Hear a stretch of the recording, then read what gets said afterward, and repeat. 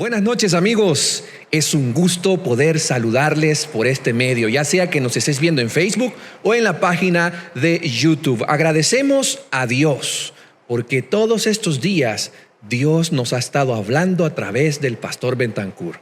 Y yo sé que esta noche también habrá un mensaje de parte de Dios para cada uno de nosotros. Quiero invitarte a tener una oración. Vamos a orar para que Dios bendiga este servicio y te bendiga también a ti. Oremos.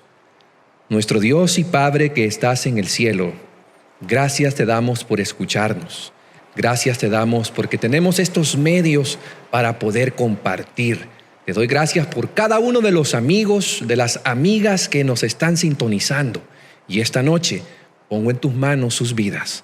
También pongo en tus manos al predicador y al mensaje, para que este mensaje toque nuestros corazones y nos transforme a la semejanza de Cristo. Porque es en el nombre de Cristo Jesús que oramos. Amén. Yo creo que para este día tú ya te aprendiste el canto tema que se llama Restauración. Es probable que ya lo andes cantando cuando vayas al trabajo, o con el simple hecho de decirte canto tema ya te puedas por lo menos el coro. Pero si no te lo has aprendido, esta noche lo cantaremos una vez más. Cantemos el canto tema Restauración.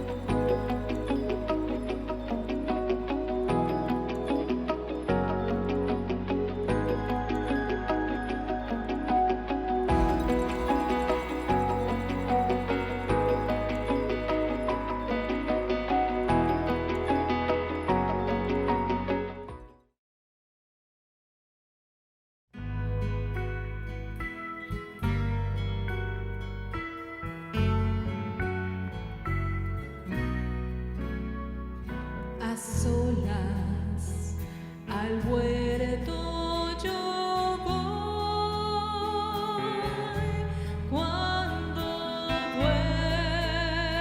duerme aún la floresta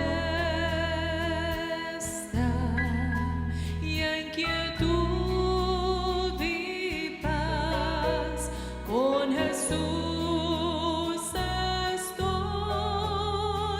Oyendo absorto allí su voz, Él conmigo está, puedo oír su voz y que suyo dice será.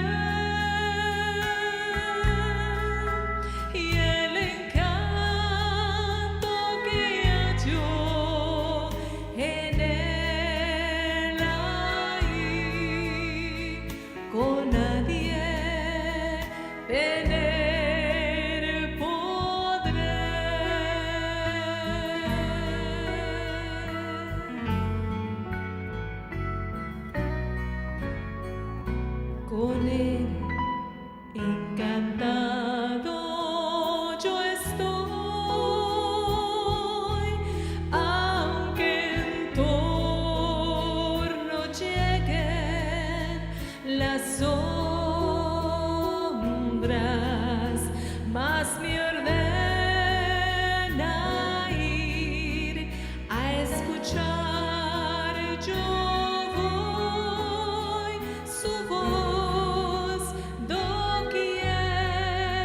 La pena esté, Él conmigo está, puedo oír su voz y que suyo dice seré, y el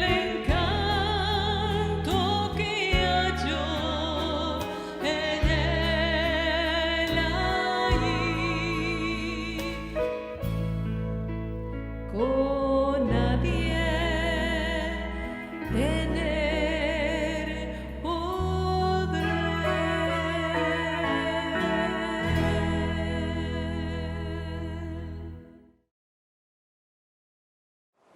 Agradecemos a Dios porque podemos compartir estos mensajes contigo. El pastor Betancourt nos ha transportado a diferentes lugares durante estos días. Ayer nos llevó al aposento alto. Y sé que el día de hoy va a ser una gran bendición para la vida de nosotros el mensaje que el pastor Betancourt presentará. Por eso yo quiero preguntarle, Pastor Betancourt, ¿de qué nos hablará esta noche? Hoy hablaremos de la oración y la tristeza, y nuestro tema estará basado en Mateo 26, del 36 al 46. Recuerdo aquellas madrugadas invernales, camino en penumbras por las veredas de mi ciudad con pasitos de algodón. El silencio me envolvía y yo, sobrecogido por la soledad y la oscuridad de la noche, repetía una oración para ahuyentar las sombras y fantasmas que parecían esperarme detrás de cada árbol y de cada esquina. Era apenas un niño de unos 8 años, y mi madre me confiaba la tarea de buscar los 2 litros de leche que el gobierno les daba a quienes tenían tarjeta de pobre. El almacén público abría a las 3 de la madrugada y solo trabajaba 1 hora. Quedaba a unas 20 cuadras de mi casa. No había promesas de luz en primavera ni tampoco en verano. En aquellas noches frías y oscuras, mi corazón infantil oraba: aunque ande en valle de sombra o de muerte, no temeré mal alguno. Salmo 23:4. He aprendido esta oración en un templo evangélico, al que había llegado mi madre cierta vez a pedir auxilio a Dios para su corazón dolorido. Creo que la oración me acompañó en la vida desde que tengo uso de razón. Desde niño he hablado mucho con mi otro yo. Converso con el hombre que siempre va conmigo. Quien habla solo espera hablar a Dios. Un día escribió el poeta español Antonio Machado. Esos soliloquios con alguien que yo no puedo identificar, con el paso de los años se me revelaban como verdaderas oraciones.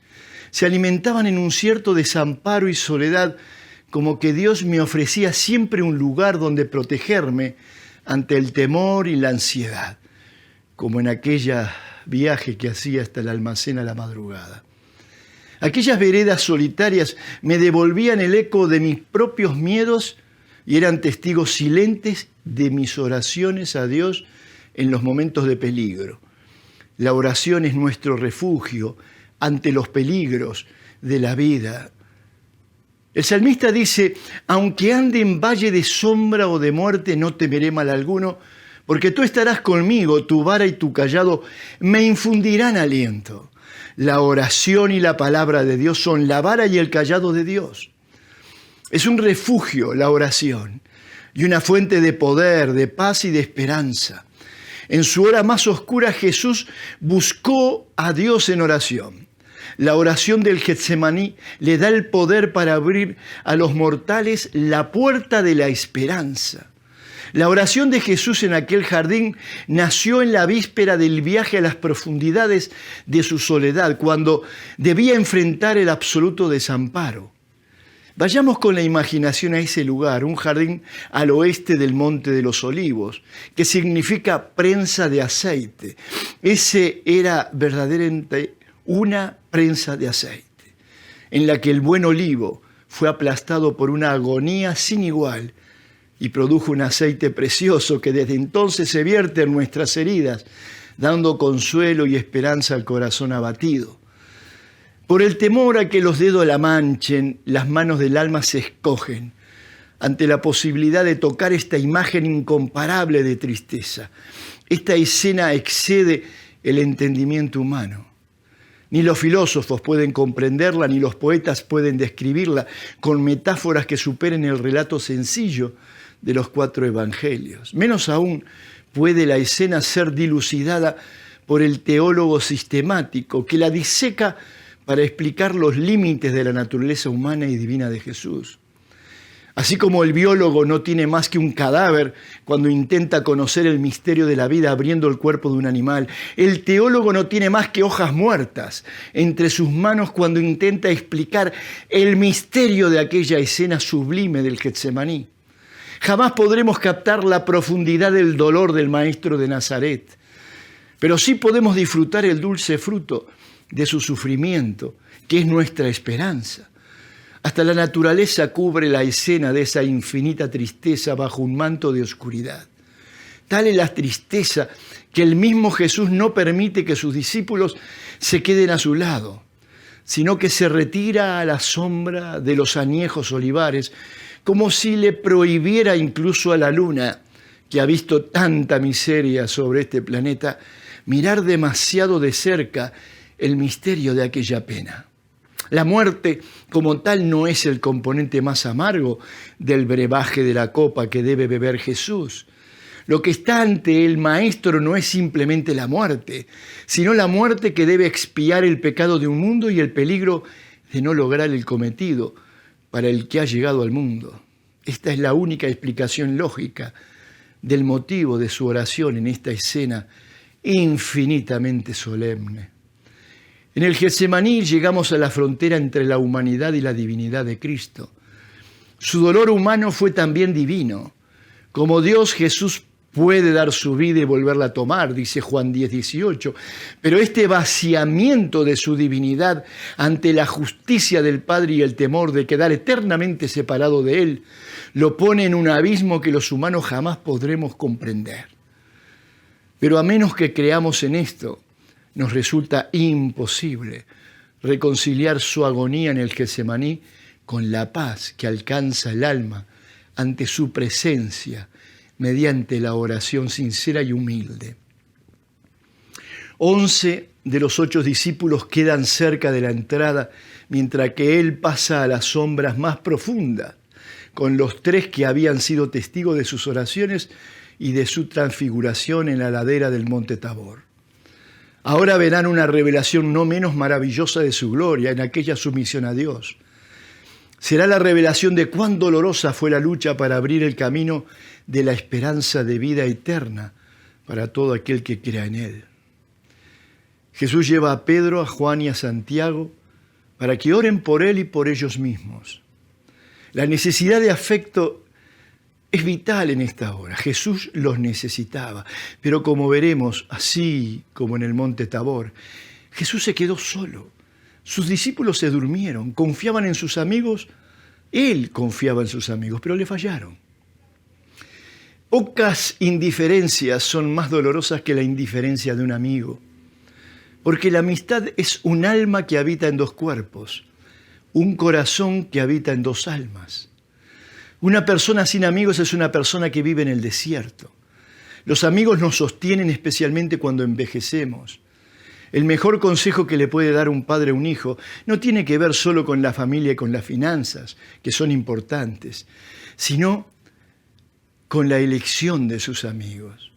Porque después de haber pasado los 50 o los 60 años, me doy cuenta de que yo debí cultivar más la amistad con los verdaderos amigos, debí llamarlos más por teléfono, debí haberme ocupado más de ellos, no debí haberme dormido cuando me necesitaban. ¿Por qué debí haberlo hecho? Porque la vida continúa y todo cambia. Los hijos se van de la casa, la distancia nos separa, los compañeros de trabajo dejan su empleo, los colegas olvidan los favores recibidos.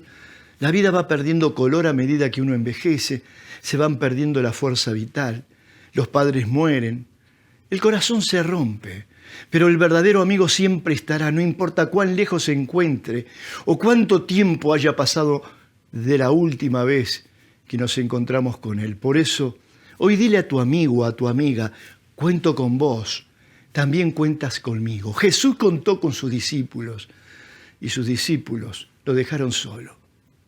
Jesús necesitaba a su lado a un amigo, como tú y yo lo necesitamos en el momento de la prueba. Repentinamente un vendaval de confusión y desconcierto irrumpió en el corazón de Jesús.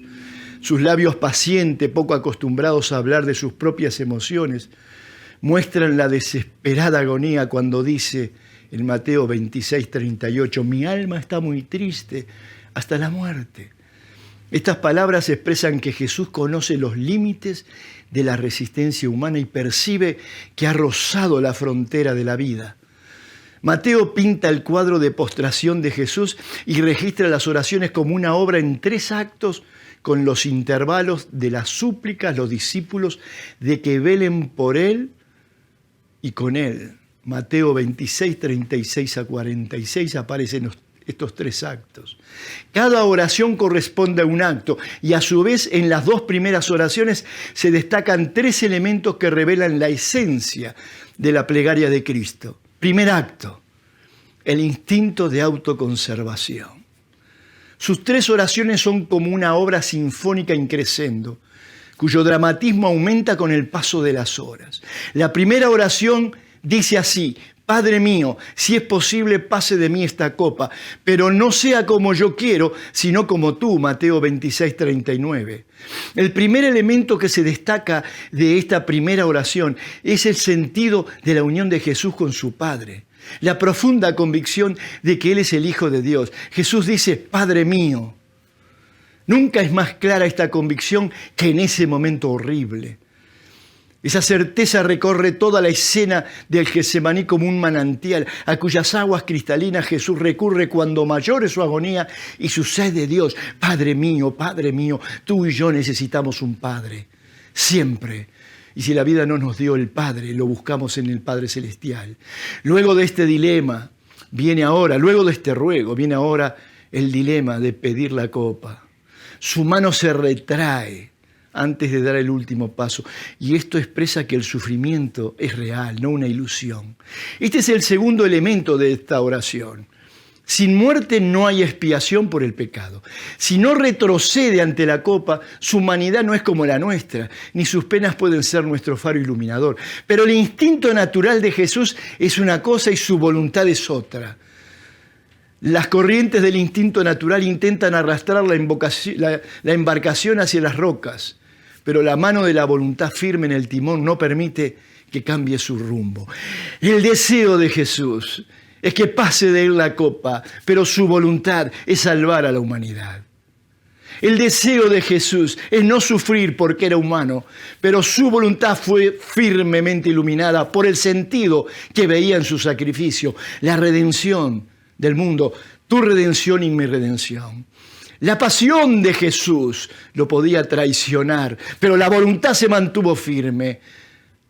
Oremos con Jesús y digamos, dame la gracia de mirar más de cerca cada día al Getsemaní, para encontrar las fuerzas cuando la vida me lleva a mis propios huertos de dolor. Gracias por enseñarnos que Dios es un Padre bueno. Gracias por tu sacrificio, Jesús, sin el cual no hubiera conocido mi pecado ni hubiera tenido esperanza de redención. Ahora vayamos al segundo acto. La voluntad vence el deseo. En el primer acto el deseo se expresa pero no vence. Y ahora sí vence la voluntad. Porque la Escritura dice, Padre mío, si no puede pasar de mí esta copa sin que yo la beba, hágase tu voluntad, Mateo 26, 42. Primero pide que pase, pero después vence la voluntad y dice, si no puede, hágase tu voluntad. El instinto de autoconservación de Jesús, que se expresa en la primera oración, no alcanza el punto de pedir absoluta e incondicionalmente que pase de él la copa, porque si hubiera pasado de él la copa, no podríamos estar hablando de la palabra de Dios, no podríamos encontrar en ella esperanza, no podrías tú y yo encontrar redención. Si hubiera podido alcanzar el propósito de la redención sin beber la copa, Jesús la hubiese retirado. Por lo tanto, el tercer elemento que se encuentra en esta segunda oración es la total entrega a la voluntad del Padre, por cuya sumisión encuentra la paz. Esta plegaria demuestra que Jesús jamás pierde la certeza de que es el Hijo de Dios. Por eso esta oración comienza con las mismas palabras de la primera y expresa la aceptación de que no es posible que la copa pase de él. El sentido de la filiación que aparece en la primera oración, Padre mío, permanece también en la segunda y alcanza su máxima expresión en esta segunda súplica, cuando dice que ya no tiene ningún deseo sino solo hacer la voluntad del Padre. Esta es la ofrenda voluntaria de sí mismo. Aquí Jesús alcanza el grado del sacerdocio y del sacrificio. Se ofrece como víctima con esta oración de consagración. Y es sacerdote y víctima, es sacerdote y cordero. Una vez más triunfa completamente y se somete y acepta la cruz. Para él, como para nosotros, una cruz aceptada deja de ser un dolor insoportable y la copa deja de ser tan amarga. Ante Jesús fallan todos los vendavales del dolor que quieren apartarlo de su misión. Porque su oración no tiene la intención de convencer al Padre de que pase la copa, sino de rendirse a su voluntad. Y esto nos da una clave. La oración de Jesús en el Getsemaní revela el camino hacia la paz. Cuando tú oras, hágase tu voluntad y aceptas la voluntad del Padre, te inunda el Padre de paz. Y aunque creas que te está pasando lo peor, te está pasando lo mejor, porque los que aman a Dios, todas las cosas les ocurre para bien. No se turbe vuestro corazón, San Juan 14, 27. No se turbe vuestro corazón. No se turbe vuestro corazón, San Juan capítulo 14, versículo 1 también. No se turbe vuestro corazón. En la casa de mi Padre muchas moradas hay. Si así no fuera, yo lo hubiera dicho. Voy pues a preparar lugar y me iré y volveré y os tomaré para que donde yo estoy, ustedes también estén. Qué hermosa promesa. Solo el tiempo nos enseña el modo en que Cristo va escribiendo derecho en las líneas torcidas de nuestra vida. Solo el tiempo nos enseña cuán grande es su amor por nosotros. Dios escribe derecho en líneas torcidas. Siempre recuerdo un amigo que llegó literalmente llorando a mi habitación en el hogar de varones en el Colegio Adventista del Plata, ya por la década del 70. Los dos estudiábamos para ser pastores. Su novia lo había dejado. Ennoviaban hacía varios meses. Para mí era un récord que la relación durara tanto tiempo, porque la chica solía romper la relación con sus novios apenas después de una semana. En un año había dejado un tendal de muchachos sufriendo a causa del dolor que les producía ese abandono. Obviamente yo estaba en ventaja respecto de mi amigo. Veía lo que él no podía ver. Él estaba en medio de la tormenta de sus emociones. ¿Saben? Porque un amigo bucea en el fondo del corazón del otro amigo, inquiriendo sus verdaderas necesidades, y ve lo que el otro no ve o tarda en ver. Y yo veía lo que él no veía. Entonces le dije, Dios escribe derecho en líneas torcidas. Y en ese momento mi amigo no lo entendió. Me dijo, tú le mandas a Dios a que resuelva lo que no puedes resolver. Eso es huir de la realidad. Entonces le dije, sí, hay que mandarle a Dios lo que uno no puede resolver. Hace 3 años fui a predicar a la iglesia de mi amigo, aquí en los Estados Unidos. Él también emigró como yo.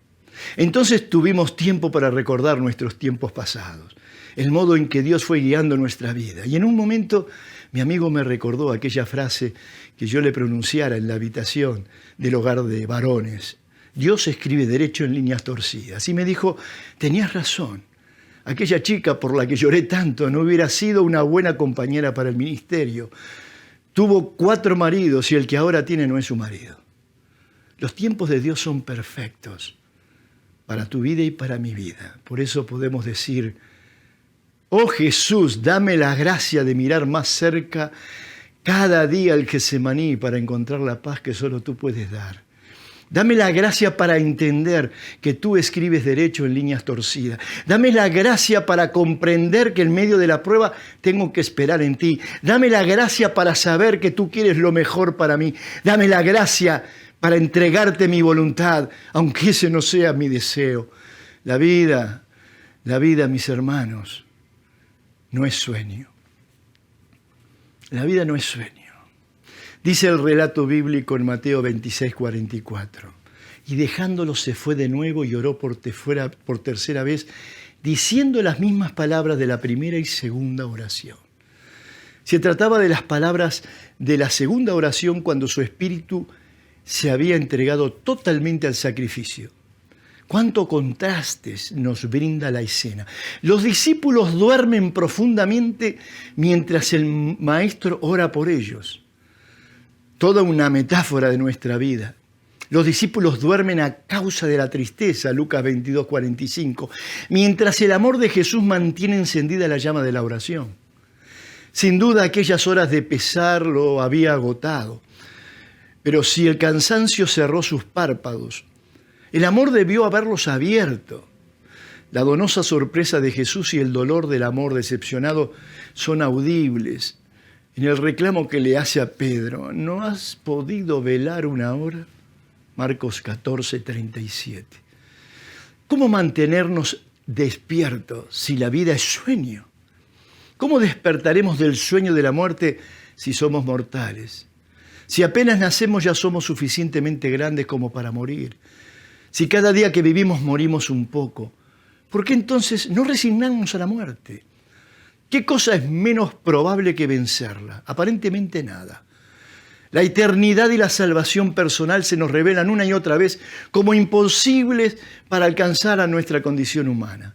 La lógica nos dice que las leyes de la física son inmutables y la realidad nos dice que la especie humana es mortal y somos individuos de esa especie. Pero más aún, salgamos de los datos que nos brinda el mundo exterior y miremos con sinceridad nuestro ser interior. ¿Merecemos acaso la salvación? Estamos llenos de egoísmo. ¿Cuántas veces hemos colaborado con nuestro granito de arena en la vasta obra de la injusticia y de la muerte? No podemos sacrificar nuestros bolsillos, pero le exigimos al universo que sacrifique sus leyes para salvarnos, que sacrifique las leyes de la física para salvarnos. Estamos perdidos. Sin embargo, Jesús dijo lo que es imposible para los hombres es posible para Dios. Mateo 19, 26. Y aquí está la esperanza. En tal sentido, con fe, ni un solo instante debemos permitirnos vivir sin esperanza.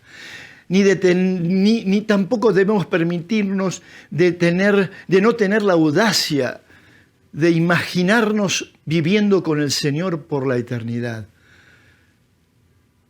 La desesperación no nos debe dominar, porque para Dios no hay nada imposible. No somos meramente una especie, no somos individuos de una especie, somos sus hijos, creados a imagen y semejanza de Él. Somos sus hijos, redimidos por Él. Por lo tanto, hoy te digo, cosas que ojo no vio ni oído yo, ni han subido en corazón del hombre, son las cosas que Dios te ha preparado para ti que lo amas. 1 Corintios 2:9. Y si Dios ha preparado cosas para ti, es para que las tengas. Por eso no te resignes a morir. Vela y ora, dice Mateo 26:41. Jesús nos pide que no nos resignemos, que luchemos por la vida eterna, que velemos y oremos, que velemos y oremos. Velar y orar es inseparable, porque el ojo vela, ve claramente el peligro y se dirige hacia arriba en búsqueda de ayuda. Y no buscará en vano, porque sabemos que de arriba viene la ayuda. Como dice el apóstol Santiago, nuestro Dios es el Dios de las alturas, de cuyo seno sale todo don perfecto y toda buena dádiva. De Él viene lo que necesitamos para esta vida y de Él viene también la esperanza para la vida eterna. La oración secreta y diaria mantiene viva esta esperanza de volver a ver a nuestros amados en el día de la resurrección. La oración nos dice que lo que es imposible para nosotros no lo es para Dios.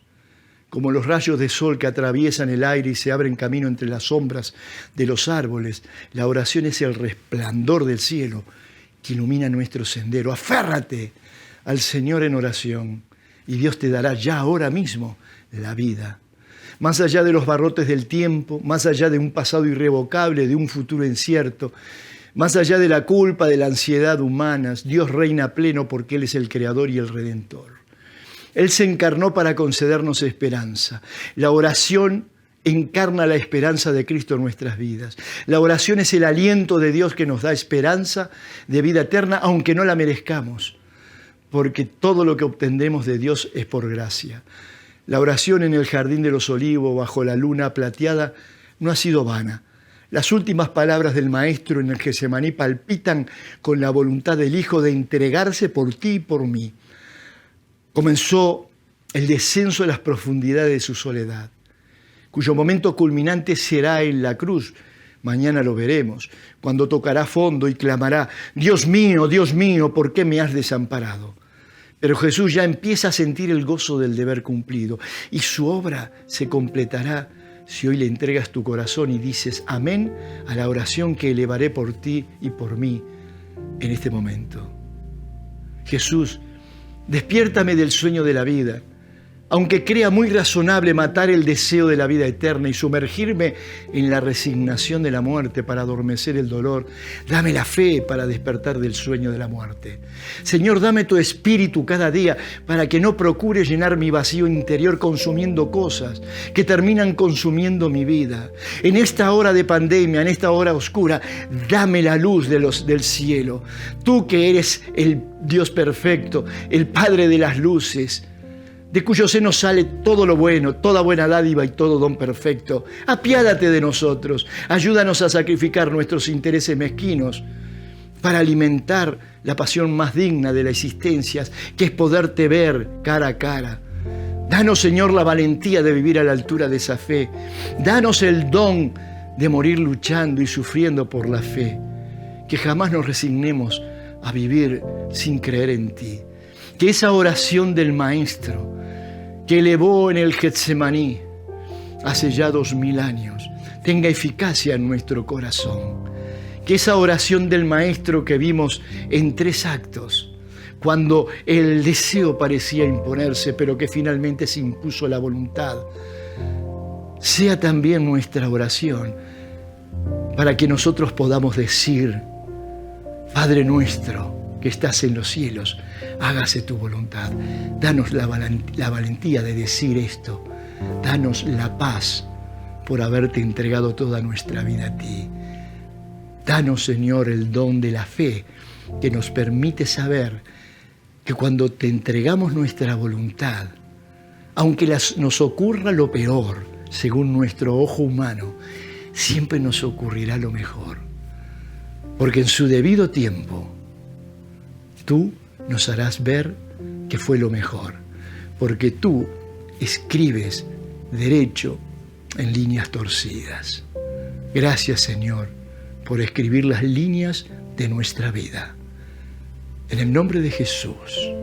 Amén.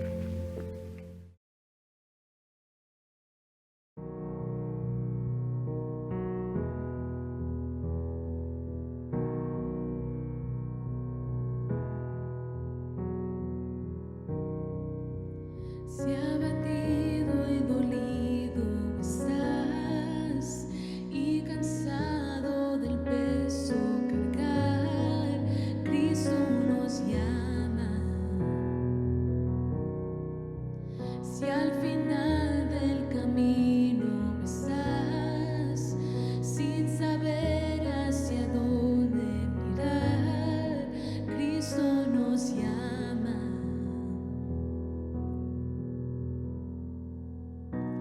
Ven ante su trono, el Padre te recibirá con sangre preciosa.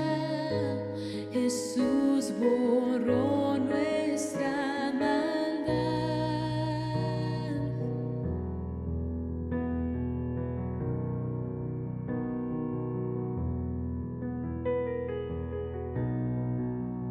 Deja atrás tu vergüenza y pesar. Ven a Él, ya no esperes más. Cristo nos llama. Trae toda tristeza al altar. Nueva vida Jesús te dará. Cristo nos llama. Ven ante su trono, el Padre te recibirá con sangre preciosa. Jesús borró nuestra maldad. Ven ante su trono, el Padre te recibirá con sangre preciosa. Jesús borró nuestra maldad.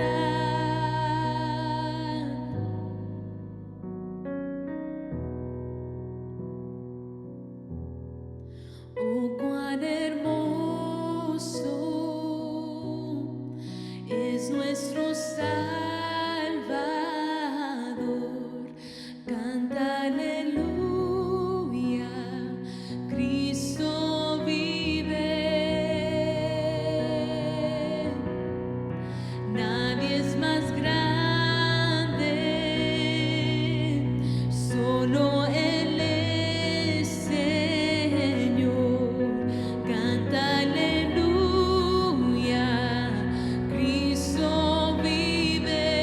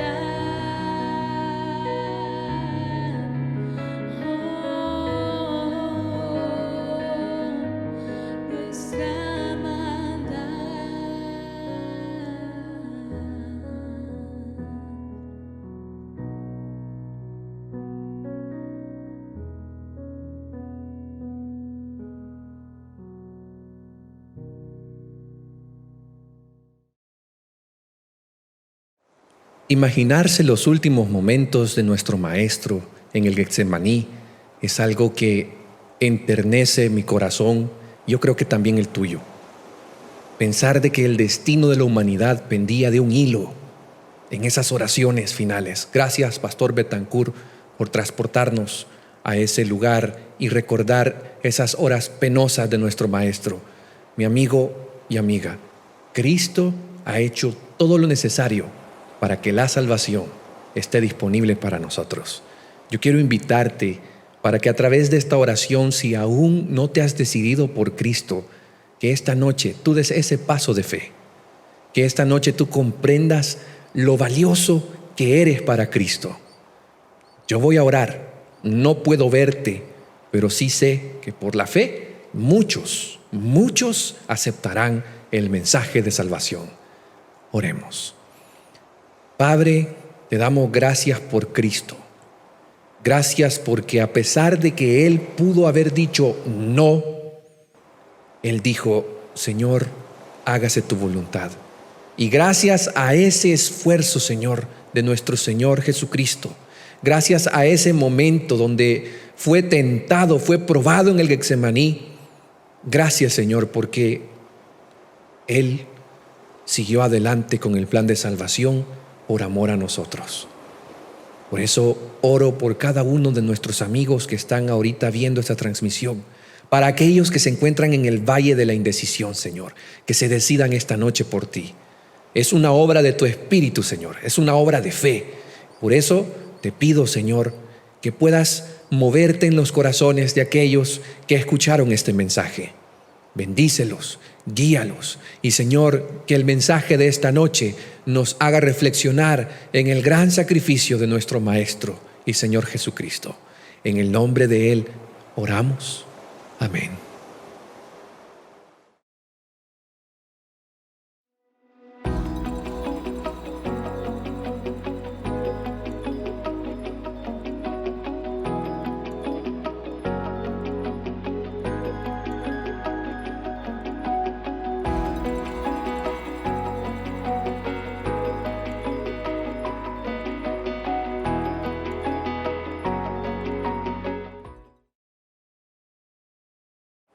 Muchas gracias por haber sintonizado. Esperamos que Dios haya hablado a tu vida en esta noche. Aprovechamos también para invitarte mañana a las 7 de la noche. Sintoniza a través de YouTube o Facebook. Este programa es muy especial de Semana Santa. Se titula Las oraciones de mi Maestro. Invita a alguien para que también reciba esta bendición. Buenas noches y Dios te bendiga.